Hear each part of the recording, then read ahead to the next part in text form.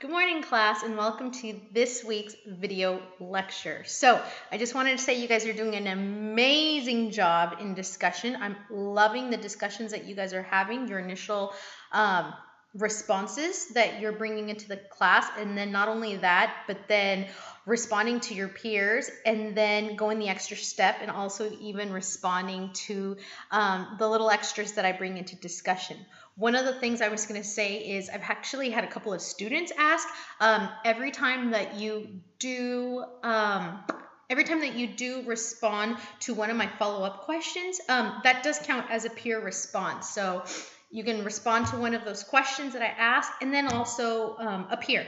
So don't think that, oh, I do want to respond, but then it's not going to be any point. So just make sure that it is, okay? Don't you guys love my sweatshirt? I love Disney, so sorry. Anyways, so this week we're talking about race, ethnic groups, and racism.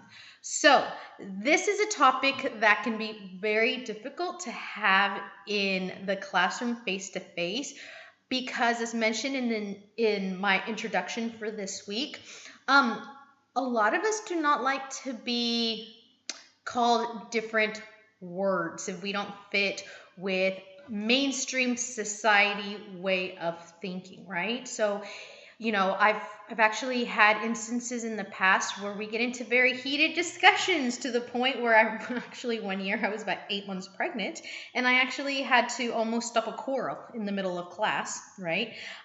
Because of the discussions that we have at hand, right?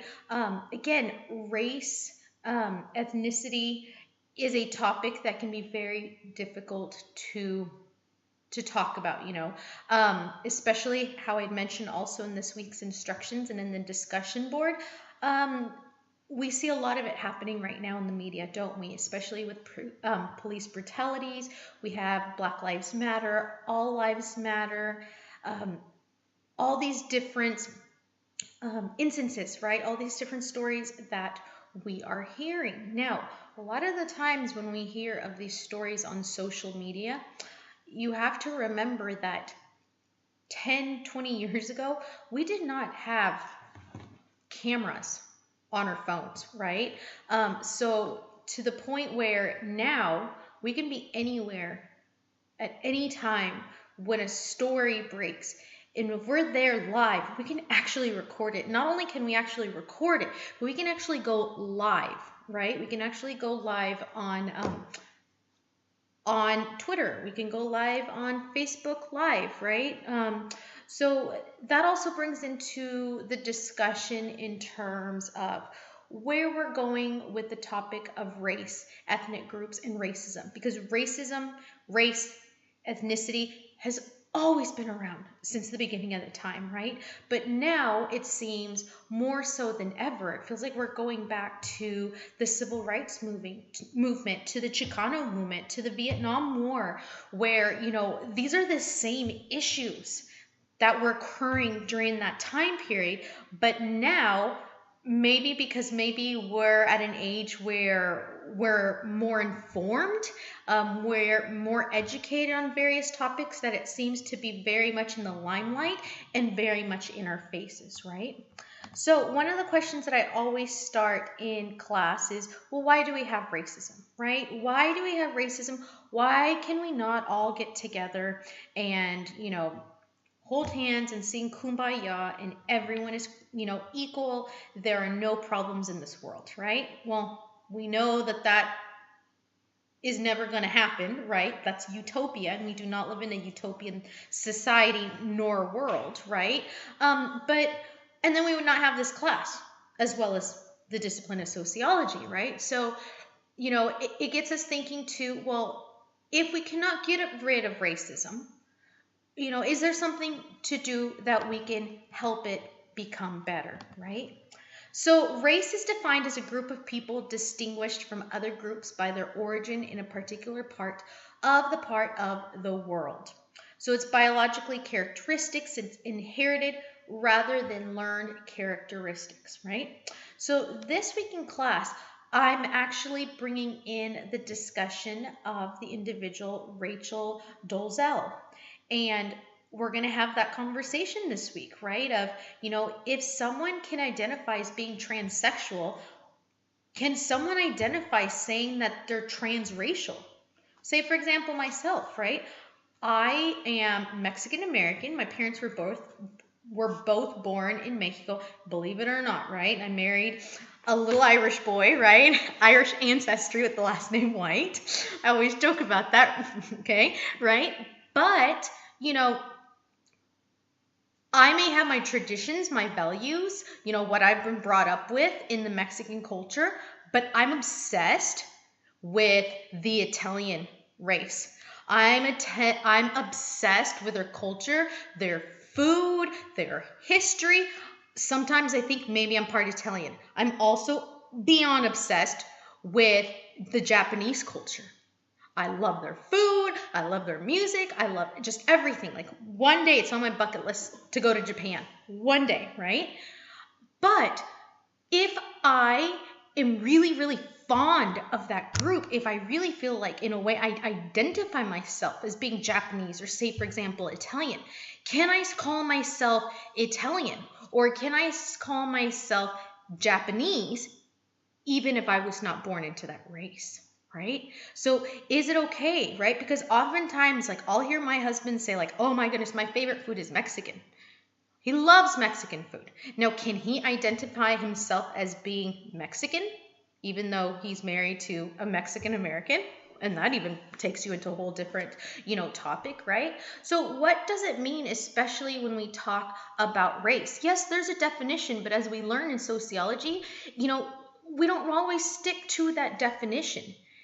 When we take family and marriage, we learn that there's many, many definitions to the word family, even though Webster Dictionary defines it as just one definition. So again, and I cannot wait to have this discussion this week, but again, can somebody identify as being transracial?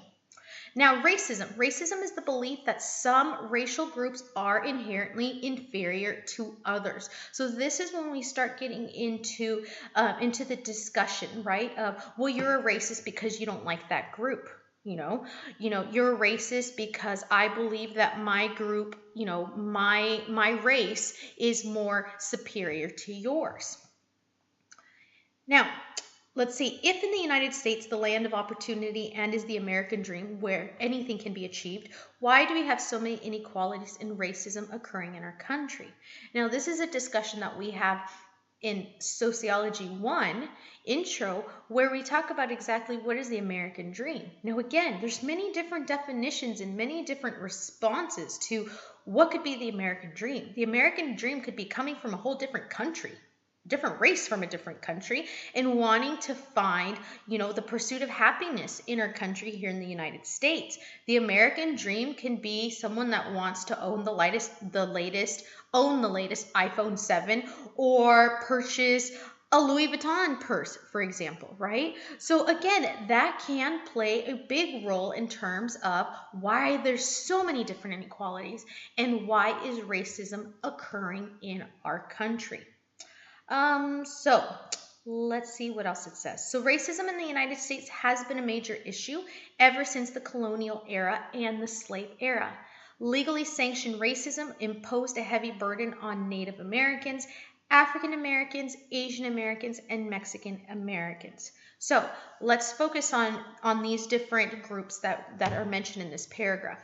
As we know, if anyone has ever been screwed over and has been let down and hurt immensely, it is the Native American population, right? Especially with coming and founding, the United States of what we are today. Many years ago, when my husband was stationed in the military in Washington, I worked for Port Angeles Community College in Port Angeles, Washington, and I would go up to the different reservations in that area in Washington, and it was very, very difficult because they found it really hard to trust people that were not part of their community because of the way they have been hurt, the way they have been treated in the past. Okay, so they still feel and they still have a very emotional toll in terms of their history with the United States. Now keep that in mind as well, okay? Then, as we all know, right, African Americans have also endured a very long, hard history, especially with slavery. We have come long ways in terms of what had happened through slavery, through, getting rid of slavery, and then also during the civil rights movements, right? So a lot of history, a lot of past that has occurred, right, to different groups. Now, if you look to Asian Americans is a group, right, is a racial group that often is not really talked about, especially in our schools. And if you compare it to other races, are really not usually clumped into the group of individuals, of groups that have suffered a lot, imposed a heavy burden here in the United States as well. If you remember, they were placed into concentration camps. One of my good friends from high school, her grandmother was pulled out of our high school and sent to a concentration camp and was not able to finish high school because of what she looked like by the color of her skin. Now you start thinking that they're placed into these concentration camp like types, right? They did not endure, thankfully, the pain, right, that Nazi Germany, imposed on so many different families and groups and individuals, right? But again, how do you intern someone just because, again, you see the color of their skin, right? Mexican Americans have imposed a very heavy burden on what has occurred in their historical past here in the United States.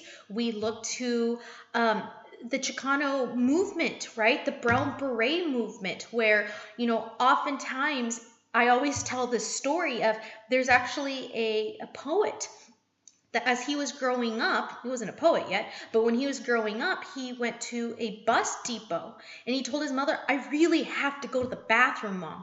And she's like, "Oh, well, go to the bathroom before the bus comes. Just go."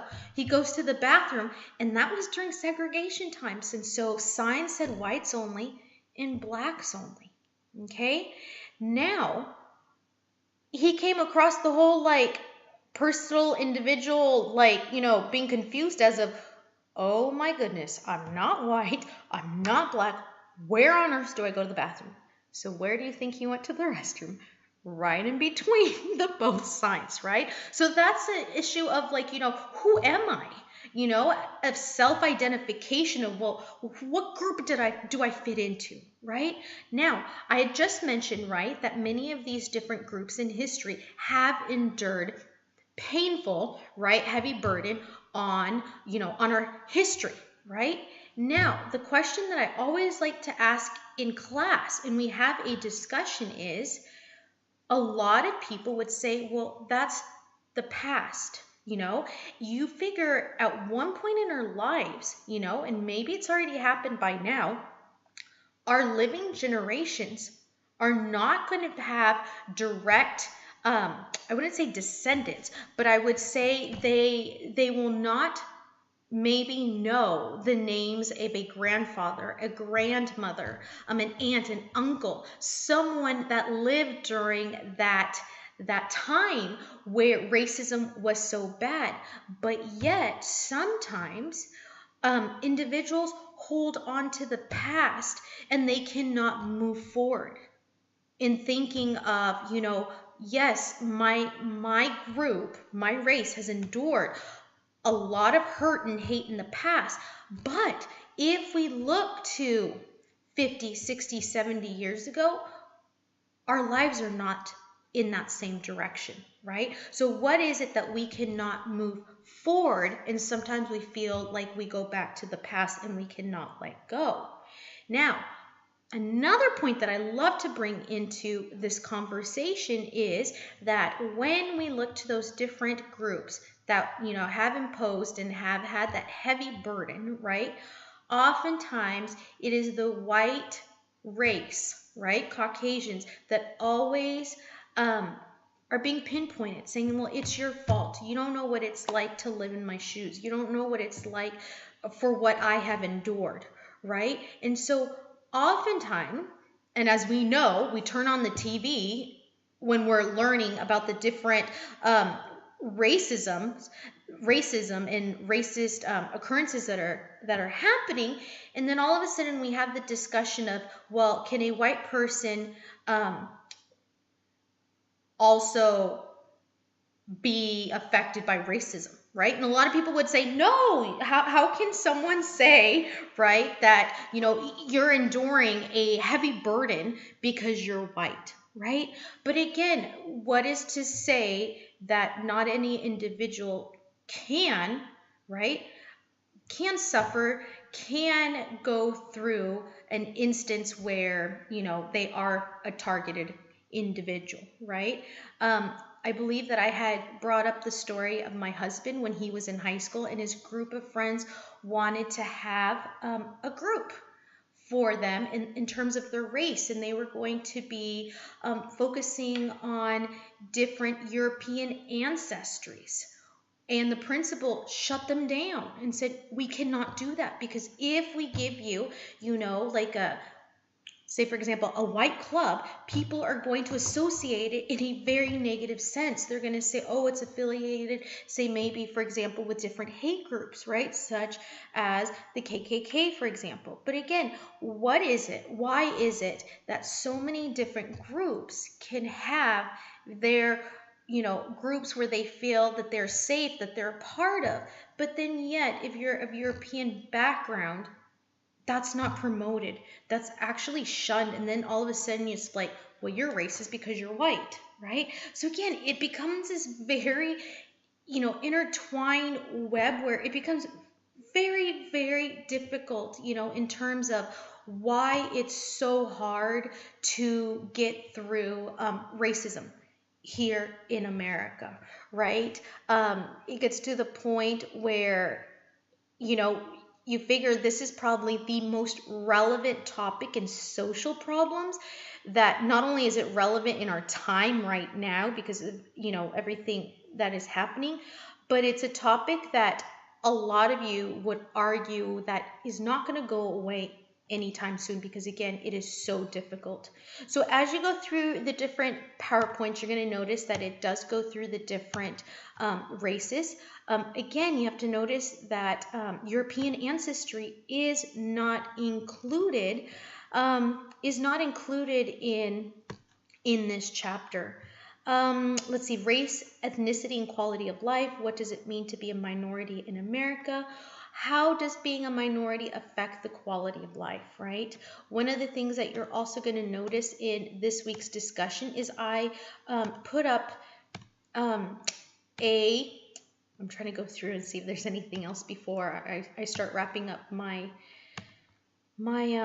discussion. But one of the things that you're going to be answering in the discussion board is that question of, watching the documentary that I presented to you guys. So the Eye of the Storm, right? This Jane Elliott is a woman that has been on the Oprah show. She has done hundreds upon hundreds, I would think now it's thousands, but lectures in where she actually conducts this well, I guess I did not, I didn't. I was just looking at your guys' discussion board. I'm actually going to be posting that later this week, actually, as a follow-up.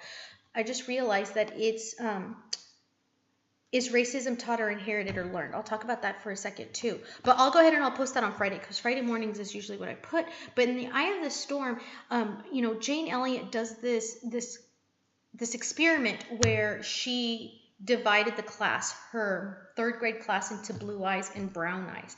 And it's the whole idea of, trying to walk in someone else's, she calls it moccasins, because at the time, Asian Americans were not treated in a very positive way either.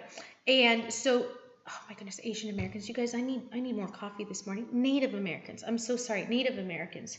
And so what she does is she's trying to prove that it's very easy to conform a group into being racist, into thinking that that group is superior over someone else's group. And so it's this whole idea of, do you really fully understand racism until you experience it yourself. Now, the other thing that I just realized in this week's discussion is the post. That's right, and my friend that posted her picture of her daughter with the little girl at the restaurant. She started thinking, well, is racism taught or is it inherited and learned, right? And that's one of the things that we're going to talk. Now, go back to what we learned in week 1 in terms of socialization, right? Who is teaching us who is right and who is wrong? Who is teaching us who's a bad person and who's a good person? What are we learning about the different people? Right? Based on the color of their skin. I've had students in the past saying, growing up, my grandmother would tell me that if I saw a certain person with a certain colored skin, that I should hold my purse a little bit closer, because, they may come try to mug me or they may try to hurt me, right? But last month when school started, my daughters attend a public school, and there are about 10 families that are Muslim, and the little girls wear their hijab. And my girl saw them and said, "Oh my God, you look so beautiful." And as my daughter's talking to one of the little girls, a boy walks by and was like, "Oh, there goes ISIS." And it never fazed the little girl at all, because you realize this is probably something she hears on a daily basis. Now, this is coming from a child that told her this. There's probably 4th grade, 5th grade, because that school only goes up to 5th grade. Now, where did this child learn about ISIS? Where did this child learn about the whole idea and even the thought process of saying what he did, right? We're obviously hearing this. So is it taught or is it inherited? Okay. I think that is pretty much for this week. If you guys have any questions, please let me know. Please remember that your news reflection is due no later than Sunday by 11:59. I will have limited access to email on both Friday and Saturday. So as soon as I get a chance to check emails, please email me. If you have any questions regarding the news reflection, make sure that it is before that time, and I will not be checking emails regarding any assignments on Sundays after about 4 o'clock. Okay. Again, the instructions for the news reflection. Oh, you guys are not even my news reflection class, are you? You guys are my assignment class. See, I'm telling you guys, I need a cup of coffee this morning, don't I? I feel like I should re-record this entire thing. Your assignment is due this week. Now that I just got you guys all confused. So your assignment, assignment 2, if you guys click on the assignment link, you're going to be completing the following questions from your textbooks. Okay, so you'll have questions based off of chapter 4, 5, and 6. Okay, and again, you will be typing the responses directly into the text box. Make sure that each question is at least 4 sentences in length, that you expand and you elaborate on the response, as well as including a direct quotation, right, for each response. Okay, so again, I'm so sorry, I'm so bladder-boinged all over the place right now. Again, I apologize, but have a wonderful week, and please let me know if you guys have any questions. Enjoy your week. Bye.